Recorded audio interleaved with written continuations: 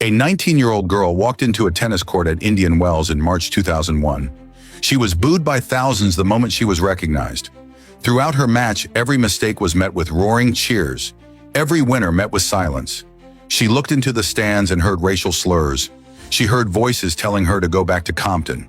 Her father, there to watch his daughter, was called the N-word repeatedly as he walked down the steps.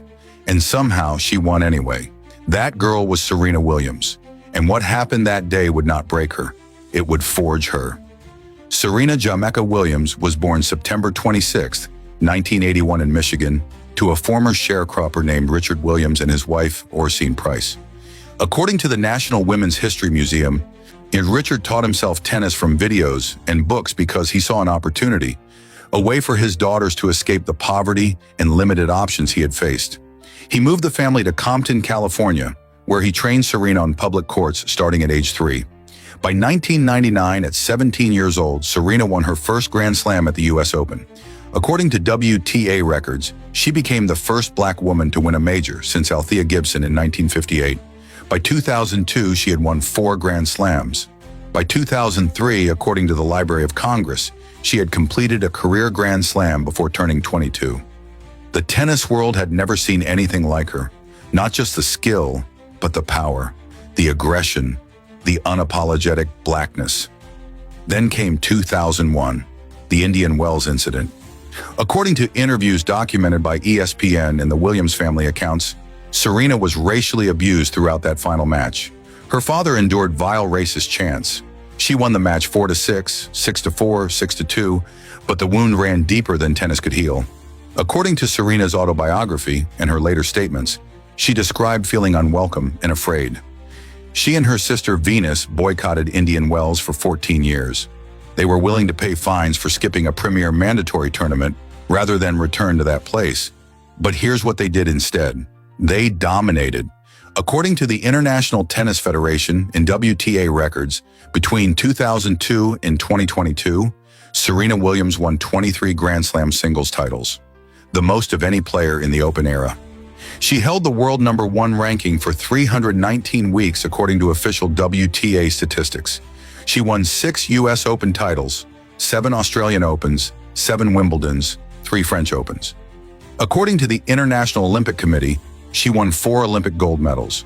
She is the only player, male or female, to complete 3 career Golden Slams, a feat no one else has come close to achieving. And she did this while raising a daughter, while surviving blood clots, while recovering from childbirth complications, while her body worked against her and the world watched for any sign of weakness. Margaret Court holds the all-time record with 24 Grand Slam titles.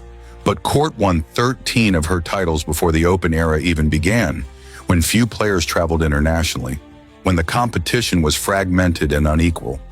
Serena's 23 came against the absolute best women's tennis had to offer in real time. She is, by every metric, the greatest women's tennis player ever. Yet the GOAT conversation still persists. The debate still happens.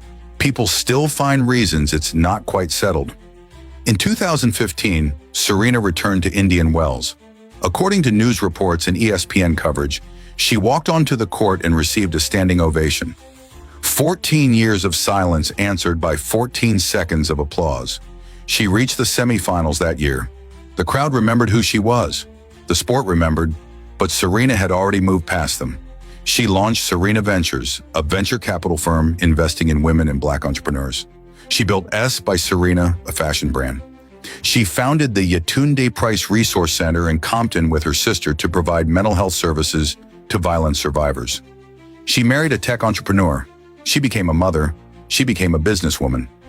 At 43 years old, with nothing left to prove on a tennis court, Serena Williams evolved away from professional tennis in 2022.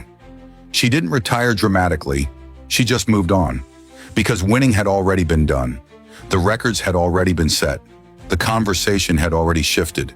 The question is no longer whether Serena Williams is the greatest. The question is why it took so long for us to admit it. If this made you think about who we still don't recognize, who we still minimize, whose victories we still diminish, comment below. Tell me, who else's excellence are we erasing because we're afraid of what it means? And if you believe Serena Williams deserves to be taught alongside the greatest athletes in history, not just the greatest women's athletes, like this, share this, and follow. Because her story matters, not as inspiration, as documentation.